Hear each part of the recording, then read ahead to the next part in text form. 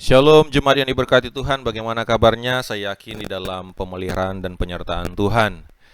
Kita sudah menikmati pujian penyembahan yang sudah kita panjatkan di rumah kita masing-masing.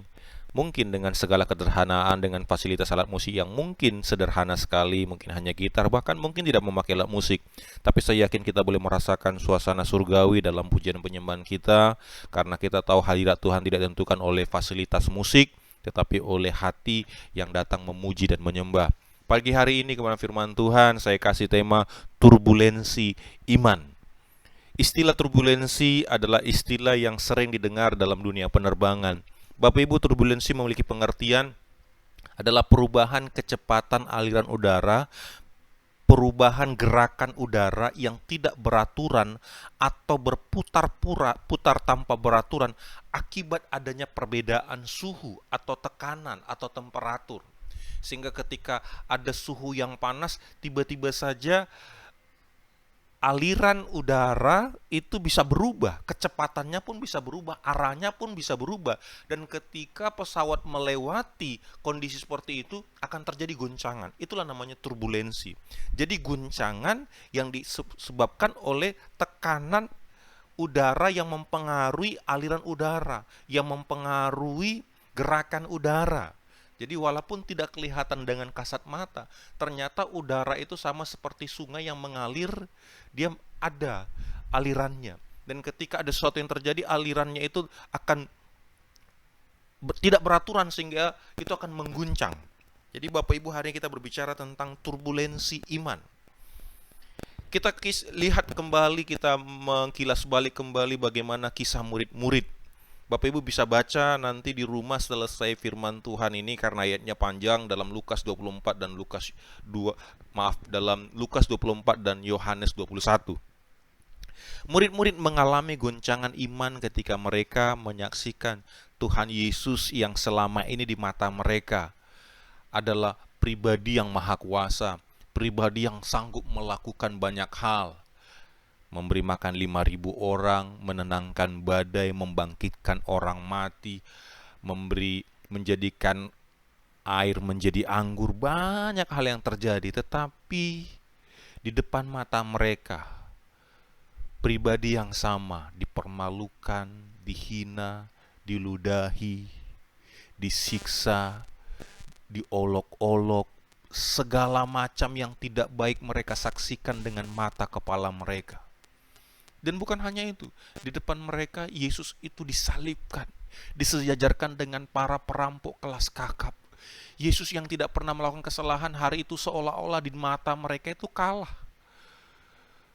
dan tidak berdaya. Disitulah yang membuat iman mereka tergoncang.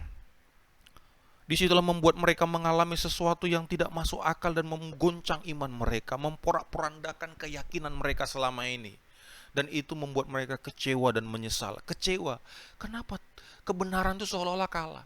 Kenapa Tuhan kalah? Kenapa Tuhan kami mati? Menyesal, kenapa kami seperti Petrus menyesal karena dia berkata, aku mau mati bagimu, tapi dalam kondisi seperti itu ternyata dia menghindar. Bahkan mereka mengundurkan diri. Di sini kita belajar dua hal pada saat ini. Yang pertama, lewat peristiwa turbulensi iman yang dialami murid-murid, mereka diajarkan untuk mengenal Tuhan dengan cara yang benar. Ternyata pengenalan mereka dengan Tuhan itu didasarkan pada konsep berpikir mereka, keyahudian mereka. Orang Yahudi berpikir Mesias itu akan menjadi juru selamat mereka dalam jabatan politis, dalam pemerintahan. Ternyata konsep itu masih memenuhi pikiran mereka, sehingga bagi mereka tidak masuk akal pemimpin mereka itu kalah. Tetapi Tuhan ingin membangun mereka mengenal Dia dengan konsep kebenaran yang sesuai dengan firman Tuhan, bukan sesuai dengan tradisi Yahudi. Seringkali juga kita memahami Tuhan dengan konsep tradisi budaya yang kita bangun. Kita boleh melihat di dalam peristiwa beberapa ayat, Markus 16 ayat 11, Matius 28 ayat 17, nanti Bapak Ibu bisa baca di rumah. Lukas 24 ayat 11, dikisahkan bagaimana murid-murid tidak percayakan kebangkitan Yesus. ayat 11 di Lukas 24. Tetapi bagi mereka perkataan-perkataan itu seakan-akan kosong, omong kosong, dan mereka tidak percaya kepada perempuan-perempuan itu. Tahukah Bapak Ibu, peristiwa kebangkitan Yesus pertama kali disampaikan berita itu kepada para perempuan-perempuan. Dalam konsep Yahudi, perempuan kesaksiannya tidak bisa dipertanggungjawabkan. Coba kita boleh bayangkan bagaimana murid-murid itu memang mengalami goncangan iman. Sudah guru mereka mati, sekarang kebangkitannya disampaikan kepada perempuan-perempuan. Semua apa yang mereka bangun selama ini ternyata diguncang lewat peristiwa itu. Mereka nggak percaya, bahkan mereka anggap itu omong kosong. Karena mereka berpikir, ibu ini larut dalam kesedihan, dalam kegalauan, sampai mungkin mereka halusinasi melihat Yesus. Kita lihat butuh 40 hari Yesus menampakkan diri supaya murid-murid percaya kepada Dia yang bangkit dari kematian. Kenapa? Karena mereka mengalami kekecewaan. Orang yang kecewa akan sulit memahami kebenaran, apalagi punya konsep yang berbeda sebelumnya. Kita juga melihat, menyaksikan bersama-sama Bapak Ibu lewat peristiwa yang terjadi hari di bangsa kita, COVID-19. Tidak ada satu bangsa pun yang terpikir akan terjadi masalah ini, akan ada gejolak seperti ini di dunia, bahkan Indonesia. Bahkan kita tahu gereja, beberapa anak Tuhan yang menjadi pasien positif narkoba, positif corona, bahkan pendeta yang meninggal. Bahkan kita lihat ekonomi bagaimana hari-hari ini. Ada begitu banyak PHK, ada begitu banyak perusahaan yang tutup. Bahkan itu berdampak kepada orang Kristen. Apakah ketika kita jadi Kristen kita nggak ngalami? Kita ngalami. Kita ngalami harga-harga naik, kita ngalami gaji diturunkan, kita ngalami sulitnya cari pekerjaan. Tapi itulah namanya turbulensi iman, guncangan iman. Dan guncangan iman itu sejatinya untuk memurnikan kualitas iman kita, anak-anak Tuhan. Bisakah kita tetap setia ketika mungkin berkat kita menurun? Bisakah kita setia ketika mungkin kita buka tudung saji ternyata nggak ada yang bisa kita makan hari-hari ini? Bisakah kita setia ketika belum ada sesuatu kepastian kapan corona ini akan selesai? Ini mengajarkan kita bersama-sama, Tuhan ingin memurnikan pengenalan kita akan Dia. Mungkin selama ini pengenalan kita dibangun dengan konsep yang salah. Kita tahu ada namanya teologi kemakmuran, beberapa gereja yang hari ini dimurnikan dengan pengajaran itu, yang mengatakan ikut Yesus harus seperti ini, diberkati, dilimpahi, macam-macam, sehingga ketika tidak terjadi seolah-olah ada dosa, ada bencana, macam-macam. Tapi hari ini kita diajarkan bagaimana Tuhan menyatakan diri dengan jauh tidak masuk akal bagi kita. Seolah-olah kebenaran kalah. Harusnya kan kita berpikir lewat peristiwa ini nyatalah kemuliaan Tuhan. Terjadilah mujizat yang besar. Pasien yang positif corona tiba-tiba didoakan, mujizat terjadi. Harusnya kita berpikir karena kita membangun konsep sesuai dengan pemahaman kita. Tetapi mari kita melihat atau mengenal Tuhan dengan kebenaran firman Tuhan. Yang kedua, dari apa yang dialami murid-murid, turbulensi iman yang mereka alami, itu menjadi awal dari pemulihan dan komitmen mereka untuk kembali melayani Tuhan. Kita tahu salah satu yang paling banyak dibahas di Alkitab murid Yesus adalah Petrus. Sebelum Yesus menderita, Petrus juga yang sangat bagi saya mungkin terlalu percaya diri mengatakan bahwa apapun yang terjadi saya akan ikut Tuhan. Tetapi ketika ada orang-orang mengatakan ini adalah murid Yesus, dia menyangkal. Bahkan 3 kali sebelum ayam berkokok dia menyangkal Yesus. Kita boleh bayangkan padahal Petrus adalah murid yang selalu di garda terdepan dalam banyak hal. Dia pernah berjalan di atas air. Banyak hal dia kerjakan, tetapi dia juga yang menyangkal Yesus. Petrus menjadi nelayan karena saya yakin dia punya kegalauan. Dia merasa tidak layak. Dia merasa nggak pantas lagi menjadi seorang hamba Tuhan dengan segala kegagalannya. Dia gagal menjadi murid, tetapi juga bercampur aduk dengan kekecewaan. Kenapa Yesus tidak tampilkan sebagai pemenang, tapi kenapa kalah? Tapi kita boleh melihat bagaimana ada satu peristiwa Yesus menampakkan diri di pantai Danau Tiberias. Bapak Ibu, pantai Danau Tiberias ini bukan sesuatu yang baru bagi murid-murid. Tahukah Bapak Ibu, di dalam Lukas pasal 5, Yesus pun mengawali memanggil murid-muridnya itu di pantai ini. Waktu itu Yesus mau menyampaikan firman Tuhan dan dia memakai perahu Petrus. Yang waktu itu Petrus baru pulang bersama teman-temannya dari menjala ikan tapi gagal, tidak mendapat apa-apa. Tapi perahu Petrus dipakai untuk melayani, dan waktu itu juga Tuhan berkata, bertolaklah ke tempat dalam dan taburkanlah jalamu. Dan mereka ketika menyebarkan jalannya, mereka mendapat ikan yang banyak. Mereka mengalami perjumpaan dengan Tuhan di sana. Tetapi di tempat yang sama mereka kembali menjadi penjala ikan, yang sebelumnya dari penjala ikan menjadi penjala manusia. Tuhan membawa mereka bernostalgia ke awal panggilan mereka. Mereka berjumpa dengan Yesus di pantai Danau Tiberias. Yesus datang ke sana dan dia melayani mereka di sana. Yesus membakar roti dan ikan. Dan ketika mereka hampir bersandar ke pantai, Yesus berkata, adakah lauk pauk padamu? Dan akhirnya mereka berkata, kami tidak punya. Dan Tuhan berkata, tebarkanlah jalamu ke sebelah kanan perahu, maka kamu akan peroleh. Mereka belajar taat.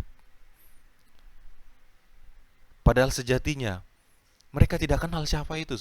Makanya kalau kita baca di ayat 7 di Yohanes 21, murid yang dikasih Yesus berkata kepada Petrus, itu Tuhan. Sebelumnya mereka nggak tahu. Tetapi Yohanes kata, itu Tuhan loh. Dan mereka tebarkan jalannya dan mereka mendapatkan ikan 153 ekor. Sesuatu yang luar biasa. Dan mereka turun ke pantai dan Tuhan layani mereka. Saya yakin hubungan mereka, murid-murid itu ada kikuk, merasa tidak nyaman, merasa bersalah. Coba kita boleh bayangkan kalau kita di posisi Petrus, yang kita sudah menyangkal, tiba-tiba orang yang kita sangkal itu melayani kita. Bagaimana malunya kita, bagaimana muka kita ini merasa malu sekali. Tapi coba bayangkan bagaimana Yesus melayani mereka, membangun kembali hubungan yang retak itu. Yesus membuat jembatan bagi mereka dengan melayani mereka. Yesus membangun jembatan. Yesus tidak bangun tembok, tapi bangun jembatan untuk melayani mereka, untuk dekat dengan mereka. Bukankah itu yang Yesus lakukan ketika kita berdosa?